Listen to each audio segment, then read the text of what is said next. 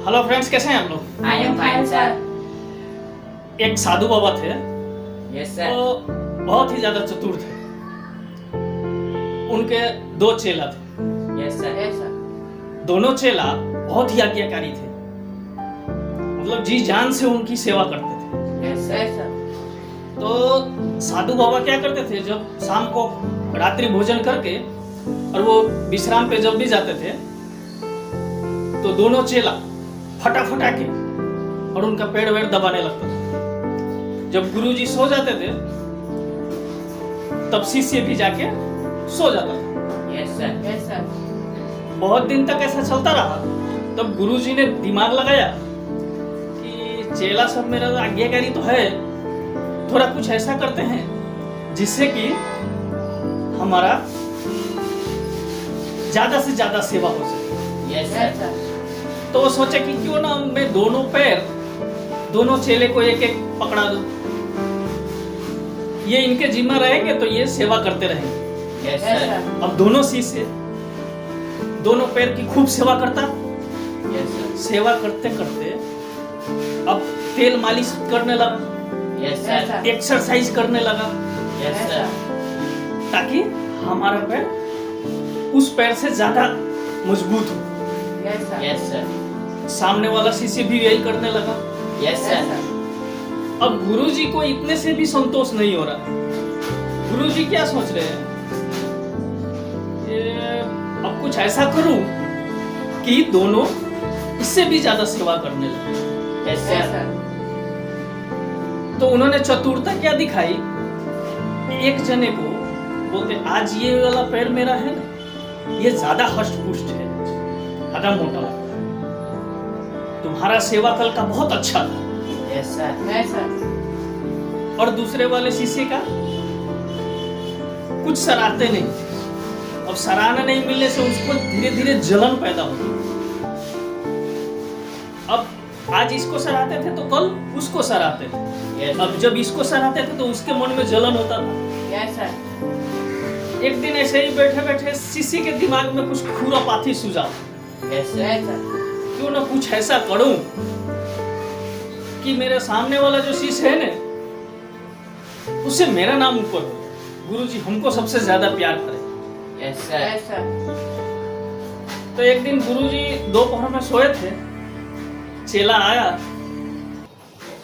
और उनके एक टांग को पकड़ा जो कि सामने वाले दंडी का था, दाहिने वाला दूसरे वाले का था। उसने दाहिने वाले टांग को पकड़ा और उठाया। गुरुजी बोले ये क्या कर रहे हो बेटा? बोले कुछ नहीं गुरुजी, आपको कोई तकलीफ नहीं होगी। Yes sir. और पैर को उठा के अपने तरफ खींचा और दबा के 2-3 बार घूम गया, पैर टूट गया। गुरुजी दर्द से कराहने लगे। Yes sir. दर्द से कराते कराते ये सोचे कि आज तो मेरा बंडा बोल कर दिया। दर्द के मारे वो बेहोश हो गए। Yes sir. शाम हो गई, दूसरा वाला चेला आया। Yes sir. दूसरा वाला चेला जब आया तो वो देख के बोला गुरुजी ये क्या हुआ? बोला अरे देखो बेटा, वो शीशा आया और तुम्हारे वाले पैर को उठा लिया और तोड़ दिया। सुनते ही उसके दिमाग में जलन हो गई। Yes sir. तो वो सोचा अरे ये मेरा पैर तो वो तोड़ दिया है। Yes sir. अब वो अपने पैर को सेवा कर करके ज्यादा ही हमसे ऊंचा हो जाएगा। Yes sir. उसको सराहना मिलेगी। Yes sir. गुरुजी उसको ज्यादा शिक्षा देंगे। यस मैं तो पीछे रह जाऊंगा। वो क्रोधित हो गया, बाएं वाले पैर को पकड़ा और 2-3 जगह से मोड़ के तोड़ दिया 3 टुकड़े में। Yes sir. अब गुरुजी तो जोर जोर से कराने लगे। बोले ये क्या कर रहा है बेटा? बोले कुछ नहीं गुरुजी, जो वो मेरे पैर के साथ किया है वही मैं उसके पैर के साथ भी करूंगा। Yes sir. गुरुजी का काम तमाम हो गया। Yes sir. ज्यादा चतुरता करेंगे खाई में बीमारी। अब देखो किसी तो क्या होता है, संस्कृति को आप विकृति में बदल दो तो वहां से हास्य पैदा हो जाएगा। Yes, sir. Yes, sir. लेकिन हास्य से काम चलने वाला नहीं। हास्य थोड़ी देर के लिए आपको रिलैक्स कर सकता है। ज्यादातर लोग यही करते हैं कि आप अपने सेशन में हास्य को पैदा कीजिए। हास्य को पैदा करने से क्या होगा, अपना प्रॉब्लम सॉल्व नहीं होगा। मेन जो प्रॉब्लम है उसको सॉल्व करना है। हास्य तो थोड़ी देर के लिए आप हंस लोगे, उससे क्या होगा? Yes, sir. Yes, sir. हास्य कोई बड़ी बात नहीं। तो आज का अपना सेशन है कंफर्ट जोन से हम बाहर क्यों आए। Yes, sir. Yes, sir. Comfort zone से बाहर आना इसलिए है कि गीता में श्री कृष्ण बोले हैं परिवर्तन ही संसार का नियम है। Yes, sir. Yes, sir. जिसको आप मृत्यु समझ लेते हैं वही असली जीवन है। परिवर्तन संसार का नियम है और जिसे आप मृत्यु समझते हो वही असली जीवन है। Yes, Yes, sir. sir. तो देखिए, कंफर्ट जोन से बाहर निकलने के लिए दो ही चीज आदमी को रोकता है। एक तो फियर, डर, Yes, sir. और दूसरा सबसे बड़ा जो आलस। Yes, sir. Yes, sir. ये हमारे देश में 90% लोगों में कूट कूट के भरा हुआ है Yes, sir. आलस।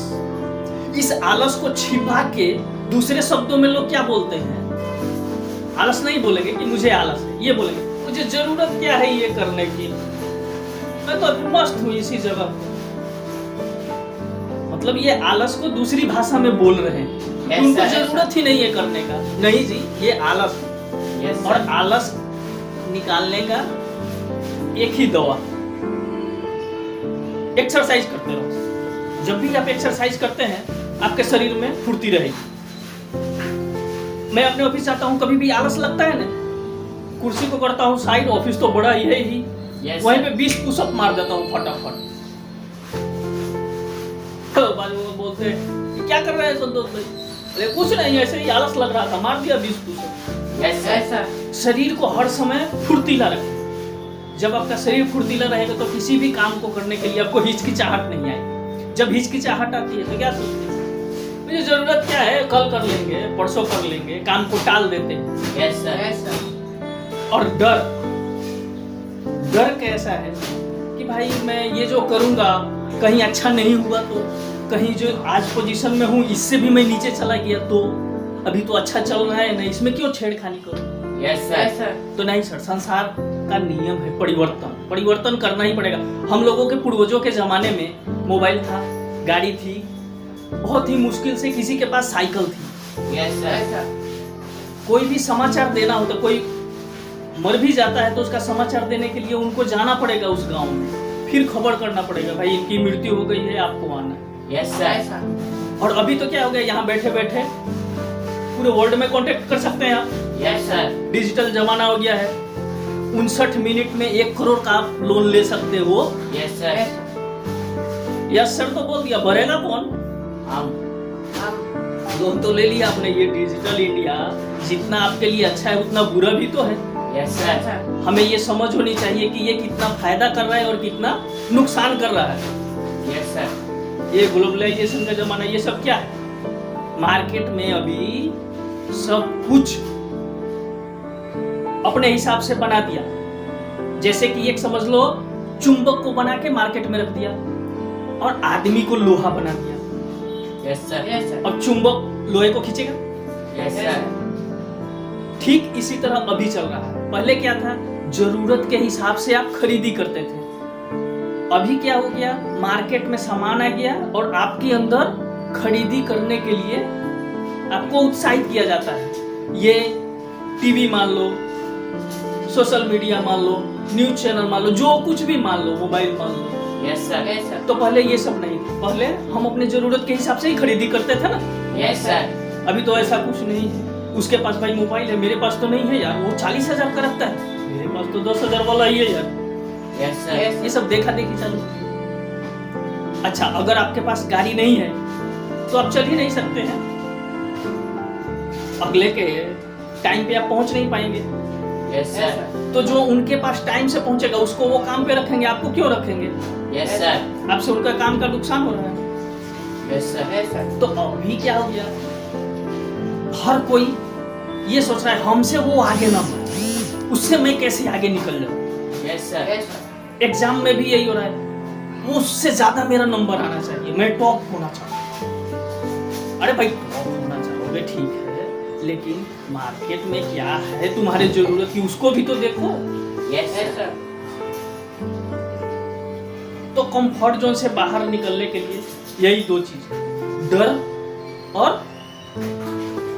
आलस. आलस, ये दोनों को मार देंगे, आप हर चीज में बदलाव कर सकते हैं। Yes, sir. Yes, sir. और अगर समय के साथ में आप बदलाव करते जाएंगे तो आप कहीं भी रुक नहीं सकते। आप जब दूसरी क्लास पढ़े थे तो क्या किए, दूसरी में ही पढ़ते रहे कि तीसरी में आए, फिर तीसरी में आए। तो फिर आज जब आप 50,000 कमा रहे हो तो 80,000 पे 1 लाख पे क्यों नहीं ट्राई करते? नहीं, Yes, sir. हमारा यहीं पे काम चल रहा है, बस खा पी के मस्त, कोई दिक्कत है ही नहीं, क्या जरूरत है? नहीं, जरूरत है जी, जमाने के साथ आपको चलना पड़ेगा।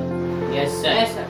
जब आपके पास धन होगा तभी तो आप टैक्स दोगे, जब टैक्स दोगे तभी तो ये सारी पुली इतनी बन रही है, इस पे आप चल रहे हो कि नहीं? Yes, Yes, sir. sir. तो ये आपकी सुविधा के लिए है, Yes, sir. तो कमाना तो पड़ेगा ही, बिना कमाए कोई रास्ता ही नहीं। Yes, sir. Yes. नहीं कमाओगे तो आप पीछे रह जाओगे। ठीक है, Yes, sir. कंफर्ट जोन से हम कैसे बाहर निकलें? Yes, sir. हर रोज नई ऊर्जा लानी और रोज अपने ही रिकॉर्ड को तोड़ो, रोज अपने ही रिकॉर्ड को तोड़ो। Yes, sir. Yes, sir. एक दिन आपकी प्रगति निश्चित है, इसमें आपको कोई नहीं रोक सकता। ओके।